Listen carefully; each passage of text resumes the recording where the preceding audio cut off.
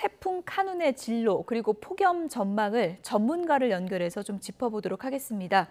이현호 공주대 대기과학과 교수가 지금 화상으로 연결돼 있습니다. 교수님 나와 계시죠? 예, 안녕하세요. 네. 앞서 저희 기자 연결해서 태풍 카눈의 경로를 좀 짚어봤는데 이번에 태풍 카눈의 경로가 상당히 변화무쌍한 것 같거든요. 정확히 지금 어디쯤이고 어디로 향하고 있습니까? 현재 위성 영상으로 분석해 봤을 때는 제주도 남쪽 방향에서 한 580km 정도 떨어진 곳에 위치해 있고요. 지금 현재 이동하는 방향은 거의 동쪽에서 동북동쪽, 그러니까 동쪽 방향으로 강하게 이동하고 있고 1시간에 10km 정도의 속도로 비교적 이동 속도가 느린 상태입니다. 네, 그러니까 10일 목요일쯤 울릉도로 지금 나오고 있으니까 다음 주 중반 이후쯤이 우리나라가 영향을 받게 되는 거겠군요. 예, 그렇습니다. 태풍이 현재 지금 예상대로 올라오게 된다면은 아마 이제 부산 근처가 가장 먼저 영향을 받는 곳이 될 텐데요. 아마 9일 오후, 그러니까 수요일 오후 정도부터 부산 남해안 쪽이 영향을 받기 시작하겠고, 현재 우리나라에서 태풍에 가장 접근한 곳이 아마 울릉도가 될 텐데, 울릉도는 10일 목요일 한 낮 정도가 되면 태풍이 가장 접근한 그런 시각대가 될 것 같습니다. 네, 이번에 카눈이 상당히 위력이 세다고 알려져 있는데 일본 지나면서 좀 약해질 거라는 전망도 있던데요. 어떻게 내다보십니까? 예, 그렇습니다. 일반적으로 태풍이 바다에서 에너지를 이제 공급받기 때문에 아무래도 육지에 한번 상륙하게 되면 강도가 계속 유지가 되지는 않는 게 일반적이고요. 그리고 이제 아마 북쪽으로 올라오게 되면서 고기압의 영향으로 태풍의 이동 속도가 아마 빨라지게 될 겁니다. 그러면 이제 더더군다나 바다에서 에너지원을 얻는 것이 힘들어져서 아마 우리나라 쪽으로 접근하면은 지금만큼 강한 세력의 태풍이 유지가 되지는 않겠지만 뭐 아까 앞서 기자님께서 리포트해 주신 것처럼 동해안의 해수면 온도가 높은 상황이기 때문에 예의주시할 필요는 있습니다. 예, 이번 태풍의 특징이 이 진로를 예측하기가 상당히 힘들다는 점인 것 같습니다. 중국으로 올라가다가 일본으로 또 유턴을 했다 그러는데 이렇게 유턴하는 경우는 상당히 좀 이례적인 거죠? 예, 그렇습니다. 뭐 일반적으로 태풍이라고 해도 이제 가던 방향을 좀 유지하려는 그런 것들이 있기 때문에 이렇게 급변하게 방향을 바꾸는 일은 사실 흔치 않았는데요. 우리나라 주변에 이렇게 고기압 세력들이 이렇게 좀 평소와 다르게 배치하게 되면서 이렇게 태풍의 진로가 굉장히 급변하는 그런 경로를 띠게 되었습니다. 네, 6호 태풍 카눈 지나가면은 또 다른 태풍이 바로 올라오나요? 아니면 한동안 좀 휴지기를 갖는 건가요? 그렇지 않아도 아마 어떤 분들께서는 이렇게 뭐 해외 기상 모델 사이트 같은 것을 참고하시면서 이렇게 보시면은 일본 남쪽으로 해서 또 다른 이렇게 태풍처럼 생긴 것이 접근하는 것을 보신 분들도 있을 텐데요. 예. 현재까지 모델 예측이라든지 그리고 여러 기관들의 예측에 따르면은 아마 태풍처럼 강하게 발달하지는 못하는 그러니까 저기압 정도 전에서 머무르게 될 것 같고요. 뭐 현재까지 예측으로는 아직까지 태풍으로 발달할 만한 저기압은 보이지 않고 있습니다. 예, 태풍이 바로 오지는 않는군요. 카눈이 이제 올라올 경우에 주 중반 이후에 우리나라가 영향을 받게 되는데 보통 이제 태풍이 올라오면 더위는 조금 식는 그런 경향이 많았었는데 이번은 어떻습니까? 예, 그렇습니다. 태풍이 지금 우리나라에서 멀리서 오고 있는 도중에는 아마 이제 남쪽의 따뜻한 공기를 몰고 오기 때문에 한반도가 좀 더워지는 경향이 있고 지금 아마 우리나라가 겪고 있는 이 폭염도 일부는 그런 영향이 있습니다. 근데 이제 태풍이 이제 매우 근접해서 우리가 보통 태풍의 영향권에 들었다라고 이제 이야기하게 되면 그때는 바람의 강도도 강해지고 그리고 지금 풍향도 바뀌기 때문에 아마 태풍이 우리나라에 가장 접근하는 9일, 10일 정도가 되면 지금보다는 조금 온도가 내려가는 이 표현이 굉장히 좀 애매한데요. 예. 날씨가 시원해진다거나 그런 것은 아니고요. 지금보다 온도가 조금 내려간 상태가 될 것 같습니다. 예, 그러니까 불볕더위는 한풀 조금 꺾일 수는 있는 겁니까?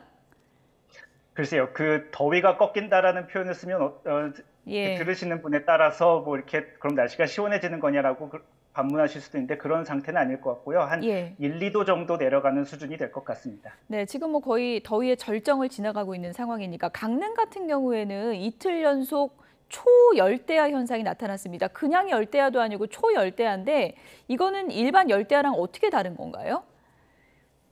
예, 그 일반적으로 우리가 열대야라고 말할 때는 우리나라 기상청에서는 이제 하루의 최저 온도가 25도 이상으로 유지되는 날을 우리가 열대야라고 부르고요. 근데 이제 초열대야는 사실 흔하게 쓰이던 말은 아닌데 일 최저 온도가 30도 이상으로 유지되는 날을 우리가 초열대야로 이제 부르고 있습니다. 그래서 우리가 지난번에 2018년도에 굉장한 폭염을 겪었었는데 그때 서울이라든지 강릉이라든지 그런 지역에서 일부 초열대야 현상이 나타난 적이 있습니다. 일 최저 네. 온도 30도가 기준입니다. 네. 그러니까 뭐 밤에도 잠을 잘 수가 없고 에어컨이나 선풍기를 틀어야만 잠을 잘 수 있는 그런 상황이 이어지고 있는 건데 이런 초열대야가 강릉뿐만 아니라 전국적으로 확대될 수도 있는 건가요? 현재 강릉 지역에 이런 초열대야, 그러니까 최저 온도가 30도 이상으로 유지되는 이런 현상이 나타나는 주로한 이유 중에 하나는 이제 바람의 방향이거든요. 바람이 서쪽에서 바람이 불면서 태백산맥을 넘어가게 되면 온도가 더 뜨거워지는 경향이 있습니다. 그래서 현재 우리나라에서 강릉 지역이 최저 온도가 가장 높게 나타나는 그러한 현상이 나타나고 있는데요. 태풍이 아마 접근하게 되면 이제 바람이 동풍으로 좀 바뀌게 될 것 같고 그러면은 지금처럼 온도가 높게 유지되지는 않을 건데요. 태풍이 예. 접근하기 직전인 한 7, 8일 정도까지는 상당히 온도가 높은 상태로 유지될 가능성이 높습니다. 네. 다음 주 초반까지는 더위를 좀 각오를 해야 될 것 같은데 체감 온도가 요즘에는 40도 뭐 넘을 때도 있고요. 그렇다 보니까 망고, 파파야 이런 뭐 야열대 작물 생산량이 늘고 있다고 하더라고요. 예, 그렇습니다. 우리가 사실 우리나라에서 바나나가 재배되기 시작했다는 거는 이제 아주 옛날 뉴스가 될 정도가 돼버렸고요. 망고, 파파야, 그리고 최근에는 커피 생산량도 그렇게 늘어난다고 지금 이야기가 되고 있는데요. 사실 이런 열대 작물들은 물론 최고 온도도 물론 중요하지만 최저 온도의 영향을 상당히 민감하게 받는 편이거든요. 이제 예. 온도가 낮게 내려가게 되면은 이런 작물들이 이제 겨울을 버티지 못하고 죽게 되는데 이렇게 낮게 내려가는 날이 적어지게 되면서 겨울도 이제 살아남을 수 있게 되고 그러면서 여름에 온도가 뜨거워져서 이제 재배가 가능해지게 됐습니다.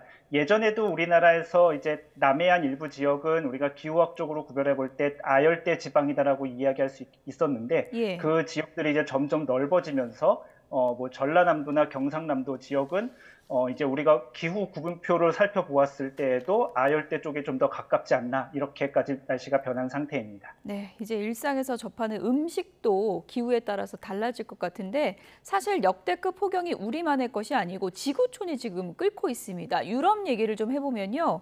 원래 에어컨 없이 좀 잘 지내고 에어컨을 사치품이라고 했었는데 요즘에는 필수품이 됐다고 하더라고요. 예, 그렇습니다. 유럽이 실제로 가보면, 예, 방금 말씀해 주신 것처럼 에어컨이 별로 이렇게 널리 쓰이지 않는 그런 물건이었었는데요. 얼마 전에 이제 7월 말 정도, 7월 하순 때가 이제 유럽의 폭염이 가장 극심했을 때였었는데요. 이탈리아가 46도 정도까지 올라갔었고, 스페인도 한 48도 정도까지 올라가면서 온도가 굉장히 높게 올라갔습니다. 그래서 7월 말쯤에 뉴스가 한번 나왔었는데, 이탈리아에서는 이제 태풍에만 이름을 붙이는 게 아니라 이런 폭염 현상에도 이름을 붙여서 우리가 경각심을 가져야 되는 것이 아니냐라는 말이 나올 정도로 예. 굉장히 그렇게 폭염이 심했었습니다. 예, 지금 뭐 유럽 얘기했는데 아르헨티나는 더합니다. 지금 계절이 겨울인데 찾아보니까 기온이 30도를 넘었다고 하더라고요. 이건 어떻게 봐야 됩니까? 예, 실제로 아르헨티나는 이제 남반구에 위치해 있어서 우리나라랑 계절이 반대이고 말씀해 주신 것처럼 현재 겨울인데요. 이제 아르헨티나 중에서도 이제 북쪽에 그러니까 아마존이라든지 그런 브라질 쪽에 인접한 지역은 온도가 30도 정도가 될 수는 있었는데 얼마 전에 바로 한 2, 3일 전이죠. 아르헨티나 수도 부에노스아이레스에서 온도가 8월 2일이었나 3일이었나 그랬는데 온도가 30도가 넘는 일이 일어났습니다. 부에노스아이레스는 상대적으로 좀 위도가 남쪽이고 그리고 해안가 쪽에 있어서 그렇게 온도가 높이 올라가는 지역이 아니거든요. 예. 예, 이번 직전까지 최고 온도가 기록이 8월 최고 온도가 25도가 채 안 됐던 지역이었었는데 이번에 30도를 넘는 온도가 기록하면서 말도 못하는 현재 지금 더위가 닥친 상태였습니다. 예. 뭐 말도 안 되는 상황이라고 하셨는데 지금 뭐 계절이 다 바뀌고 있는 상황인 거고 유엔 사무총장은 이제 온난화 시대가 아니라 뭐라고 표현을 했냐면은 열대화 시대, 이 시대가 시작됐다 이렇게 표현을 했는데 이제는 뭐 열대화 시대에 접어들었다 이렇게 봐도 되는 건가요? 예, 아마 이제 영어로 표현했을 때 글로벌 워밍이라는 이제 우리가 표현을 굉장히 많이 들었었는데 이제 예. 유엔 사무총장님께서 글로벌 보일링이라는 단어를 쓰면서 예, 우리나라 말로 번역하면 이제 지구 열대화라는 이제 표현을 쓰게 됐는데요.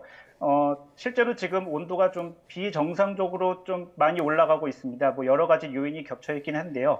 우리가 일반적으로 1월부터 12월까지 온도를 그려보면 온도가 갱신됐던 최고 온도가 갱신되는 경향도 보통은 겨울철에 많이 나타납니다. 왜냐하면 여름철에는 워낙 햇빛의 영향이 강하기 때문에 인간이 아무리 뭘 해도 그 영향이 좀 미미하게 나타나는데요.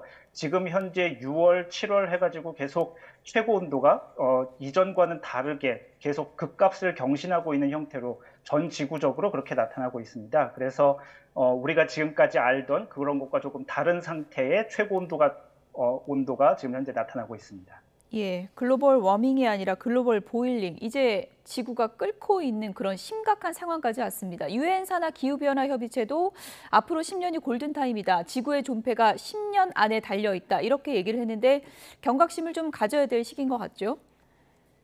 예, 그렇습니다. 이제 10년이라고 말했던 이유는 그 인류가 시키는 그 이산화탄소 양을 계산해 보고, 예, 연간 발생한 이산화탄소 양을 계산해 봤을 때 아마 10년 후가 되면 이산화탄소로 인해서 지구의 온도가 1.5도로 생각하는 그 임계점을 넘어갈 것이다라고 지금 현재 예측을 했었고요. 그래서 이제 10년이라는 말이 나온 바 있습니다. 그래서 좀 시간이 아주 먼 미래가 아니라 아주 가까운 미래가 됐고요. 이 가까운 미래 안에 무언가 획기적인 변화가 있지 않으면은 좀 이렇게 돌이킬 수 없는 상태가 되지 않을까라고 지금 많이 걱정하고 있습니다. 네.